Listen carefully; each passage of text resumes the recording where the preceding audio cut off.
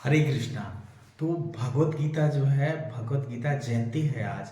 आज ही के दिन भगवान कृष्ण ने युद्ध, जो हमारा कुरुक्षेत्र है उसके युद्ध भूमि में भगवत गीता का ज्ञान जो है उसको कहा था, उसको गाया था।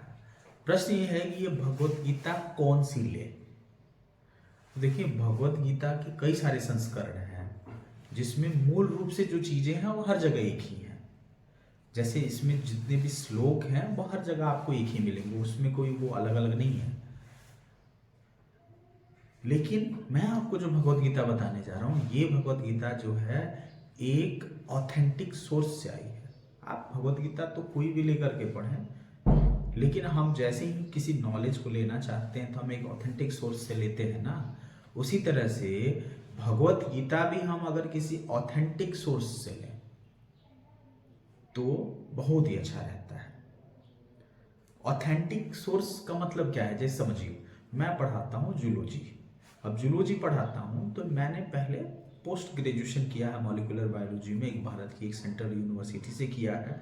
उसके बाद से मैं एक प्रॉपर एक डिफ़िकल्ट टेस्ट को दे करके मैं एक ऑर्गेनाइजेशन में इंटर हुआ और उस ऑर्गेनाइजेशन में मैं जूलॉजी पढ़ाता हूँ। अब मेरी एक ऑथेंटिसिटी है, उस ऑथेंटिसिटी को अप्रूव करता है वो ऑर्गेनाइजेशन, और मेरा एकेडमिक करियर जो है, हमारा मेरा जो एकेडमिक बैकग्राउंड हो वो बताता है। उसी तरह से भगवत गीता का जो नॉलेज है, इसकी ऑथेंटिसिटी क्या होगी। तो क्या ये भगवत गीता का नॉलेज भगवान से सीधे आया है? क्या ये भगवत गीता का नॉलेज एक जनरेशन से दूसरे जनरेशन, एक पीढ़ी से दूसरी पीढ़ी में गुरु शिष्य परंपरा से आया है? अगर ऐसा है तो वो ऑथेंटिक है।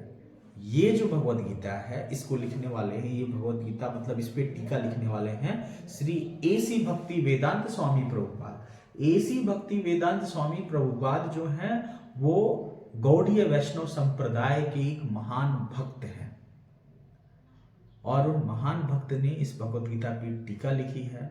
उन्होंने एक शब्द भी इस पुस्तक में अपने विचार नहीं डाले हैं। पूरी ऑथेंटिसिटी के साथ शास्त्रीय जो उनके हमारे प्रूफ्स हैं, है ना, उसे सिद्ध करके इस भगवत गीता पे टीका लिखी है। और उनके अगर गुरु शिष्य परंपरा को देखेंगे तो वो गौड़ीय वैष्णव चैतन्य महाप्रभु के संप्रदाय से आता है। और फिर चैतन्य महाप्रभु जो हैं वो माधवाचार्य जी के गौड़ीय वैष्णव संप्रदाय से आते हैं, मतलब वैष्णव ब्रह्म माधव गौड़ीय संप्रदाय से आते हैं। और फिर माधवाचार्य का संप्रदाय हम सब जानते हैं, बहुत ही ज्यादा ऑथेंटिक संप्रदाय है। तो अगर कोई नॉलेज हमें गुरु शिष्य परंपरा से मिलता है, शास्त्रीय नॉलेज, तो उसके ऑथेंटिसिटी को हम पॉइंट आउट नहीं कर सकते। लिखने के लिए तो कोई भी लिख सकता है, मैं भी लिख सकता हूं, लेकिन जो गुरु शिष्य परंपरा से जिसे किसी शुद्ध भक्त ने, जिसे किसी तपस्वी ने लिखा है, उसकी बात अलग होती है। तो ये भगवत गीता देख लीजिए, भगवत गीता यथारूप। श्री एसी भक्ति वेदांत स्वामी प्रभुपाद ने अंतर्राष्ट्रीय श्री कृष्ण अमृत संघ इस्कॉन की स्थापना की थी। आपको पता होना चाहिए कि इस्कॉन पूरे विश्व में कैसे भगवत गीता का प्रचार कर रहा है। अभी तक उन्होंने 15 करोड़ से ज्यादा भगवत गीता पूरे विश्व में बांट दिया है। यस, जेलों में जाकर के, मेला लगा करके, स्कूलों में जाकर के, कॉलेज में जाकर के, मेट्रो स्टेशन पे जाकर के, एयरपोर्ट पर जाकर के, यूनिवर्सिटी में जाकर के, रिसर्च सेंटर में जाकर के, रोड पर घूम करके, बीच पर घूम करके भगवत गीता का प्रचार कर रहे हैं।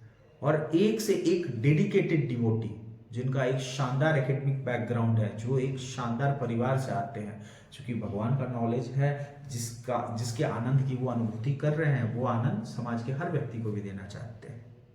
ये भगवत गीता मेरे जीवन में बहुत सारा चेंज लेकर के आया है। मैं आपसे पूरा निवेदन करता हूँ, ये पुस्तक जो है आज आप जरूर लें। हरे कृष्णा।